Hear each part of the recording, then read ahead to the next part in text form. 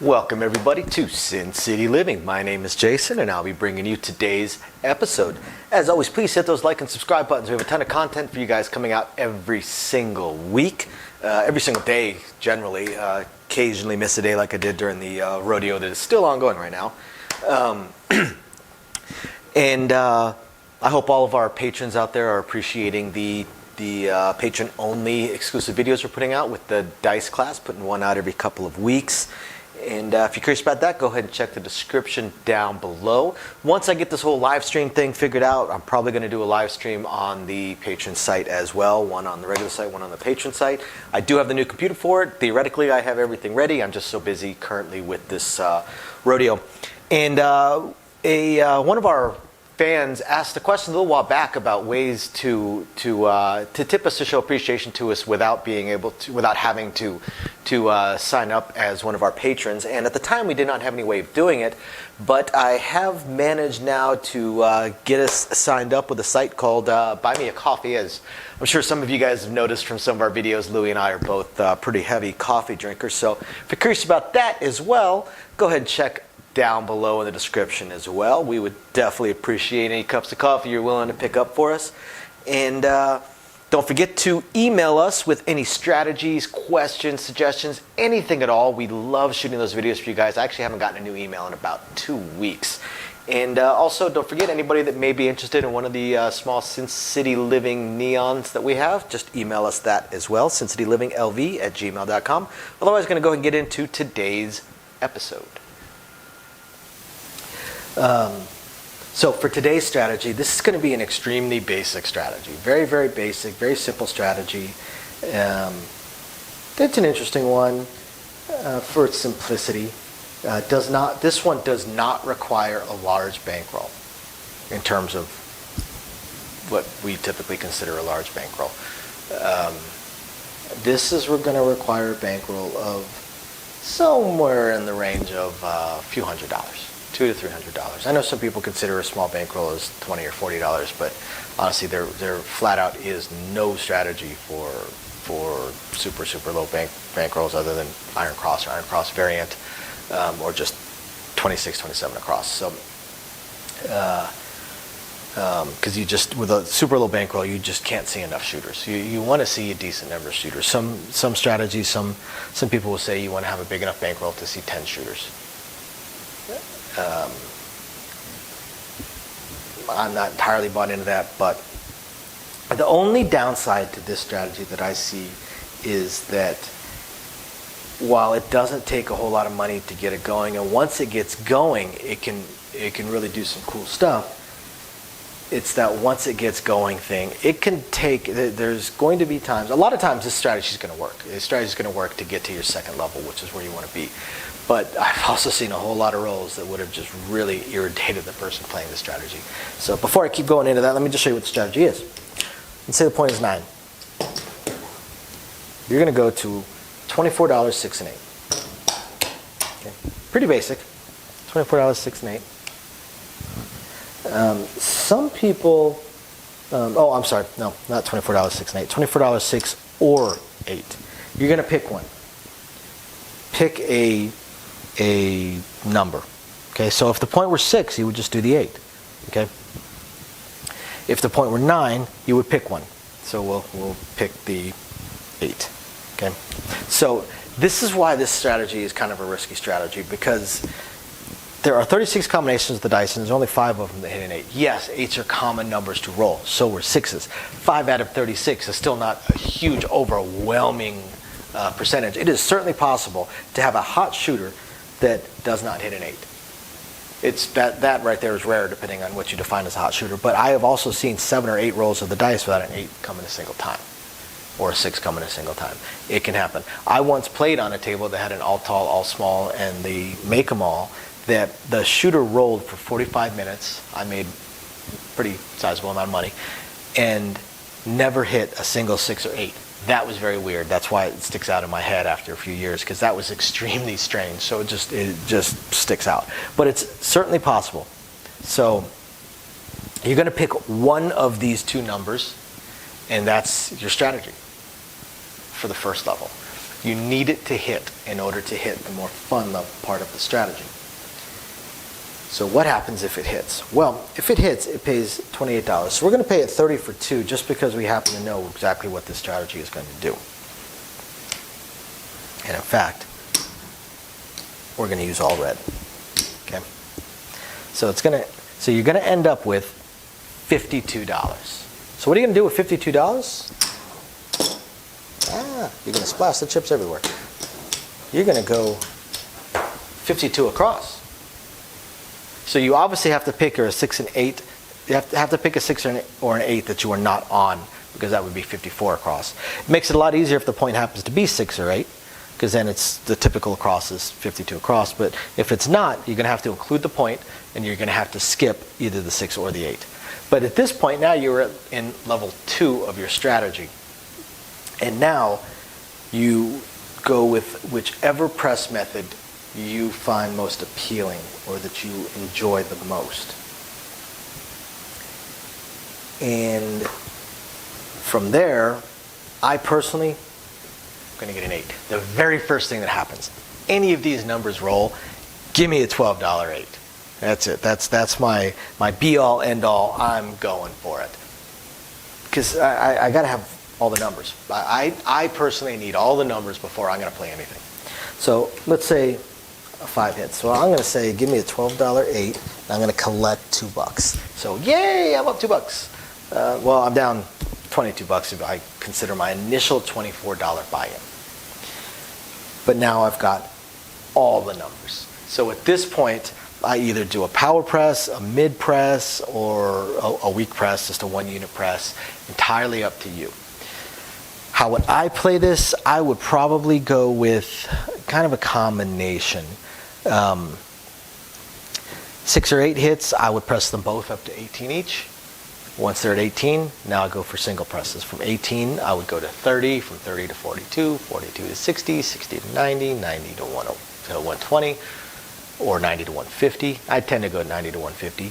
150 to 210, 210 to 300, and then at that point I just 300 to 600, 600, 1200, 1200, 2400.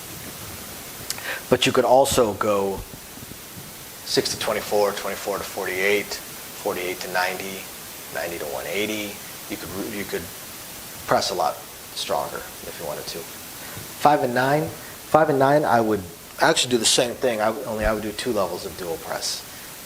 And the reason that I wouldn't personally do the power press method is because by doing a regression strategy, I've already given up on trying to hit table max as fast as possible. I've already given up on hitting that 60 roll hand and winning $50,000. Now I'm just looking to win hundreds, maybe 1,000 or so if I hit a really good hand.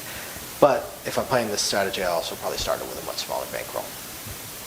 So 5 and 9 hits, I'm going to go, if the 5 were to hit, I'd say press my 5 and 9 both to 15 each. Then it doesn't matter which one hits, I would say press both of them to a quarter each. Now from a quarter, then I would go to a mid-press method, 25 to 35, 35, 50, 50, 75, 75, 125, 125, 200, 200 to 300, 300, 500. Then again, once I hit the 500, just like the 600 here, 5 to 1,000, 1,000 to 2,000, so on and so forth. What about the 4 and 10? 4 and 10, I would also do a similar cross press. If the 10 were to roll, I'd say either press my 4 and 10 to 15 each, or I would throw in $1 and say press them to 20 each. Then it doesn't matter which one hits, and doesn't matter if they're at 15 or if they're at 30, I'm going to say press the 4 and 10 to 25 each. And from there, then I go back down to my solo presses. So from 25 to 50, 50 to 100, 100 to 200. On the 4 and 10, when I get to pressing just the individual number, I tend to just double, because you're getting paid almost double. So if I'm at $50 and I say press it to 100, I'm collecting 50, just shy of 50. Of course, there's a vig, but that 5% is negligible. If I'm at 100 and I say go to 200, I'm collecting $95, almost 100. And same thing, if I'm at 200, go to 400, I'm collecting almost $200, collecting 190. So I like the straight doubles.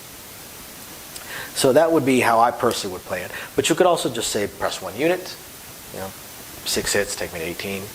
Then take me to 24, then take me to 30. Honestly, pressing 1 unit, it's very conservative. It's also extremely boring, but it's very, very, very conservative. And the beauty of something like that, the always press me 1 unit, is you could tell that to the dealer. You can say, hey, I always press 1 unit. And the dealer's going to say, okay, cool. And that's going to make their dealing smoother, faster, and easier. They'll be able to take care of you quickly. They won't need to ask you what you're doing all the time. They won't need to start and stop their payout and press moves, because they start to pay it out, then you tell them what you want to press. If you tell them, I'm always going to press one unit, they're going to say, cool. And they're just going to be able to help you out, go for it, take care of you. That also means that if you happen to have your head turned while you're talking to the cocktail waiters or something like that, the dealer is still going to do your standard press, take care of you. Just make sure that you are taking care of your dealers. And all strategies, I personally think, should include a $6 across player control for the dealers, but that's entirely up to you. And what else would I likely do with this? There's one final thing that I would probably do with this once I was at 64 across including. What is that? I'd probably do a $2 C&E. Probably do a $2 C&E. And then once I get my bets pressed up to where, say, I'm 160 across, at that point, I'm more likely now to probably do a $5 horn bet.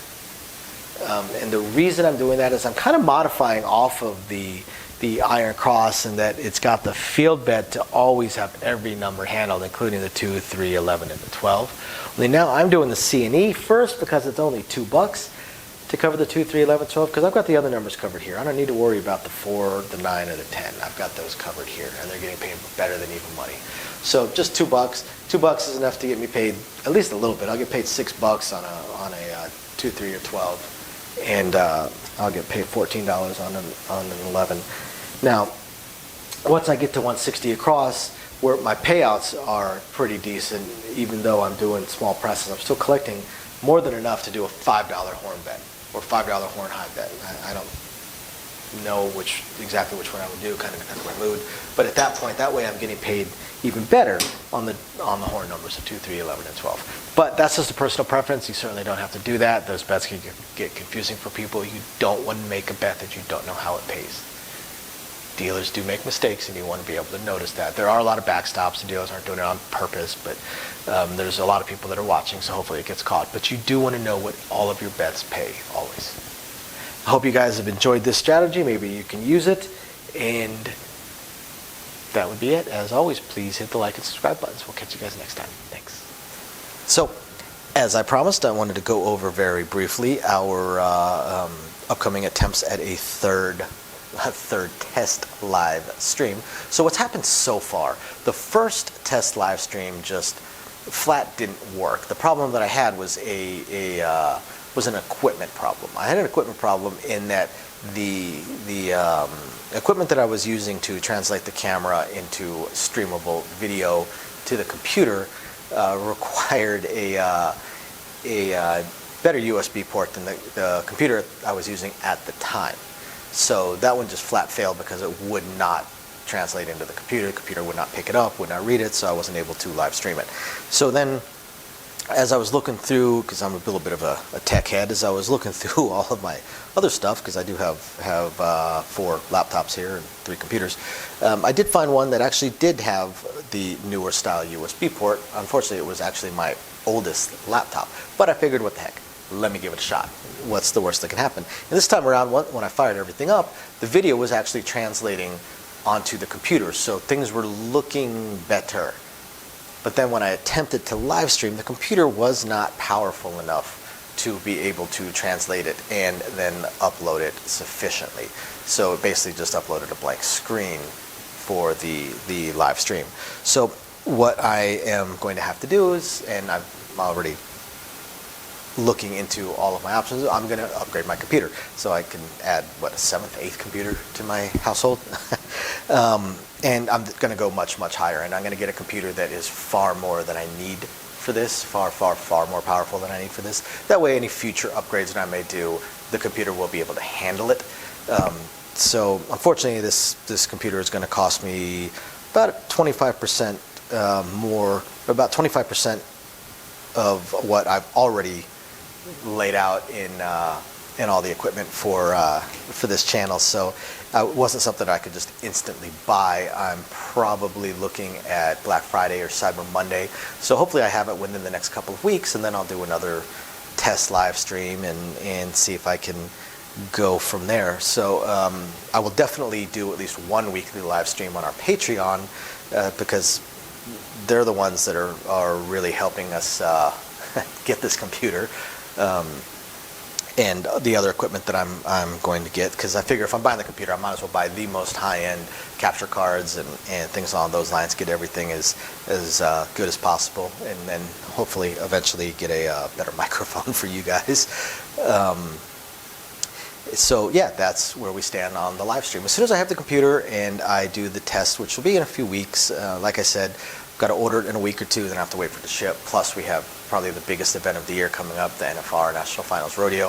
So I'm basically working 2 weeks straight, as is my wife. So not going to have a whole lot of time. But once we get all that under control, then we'll figure out. There's been some schedule changes to myself, some schedule changes to my wife, and some upcoming schedule changes to my wife as well. So hopefully we can get all the scheduling figured out so I know when I'll be able to live stream as well. My initial plan of Thursdays at 6 o'clock is already out the window. I'm at work at that point now. So we will get it all figured out, and we will let you guys know, I promise. And otherwise, I hope you guys have found this interesting, enlightening, illuminating, or at least just plain fun. And we will catch you guys next time. Bye now.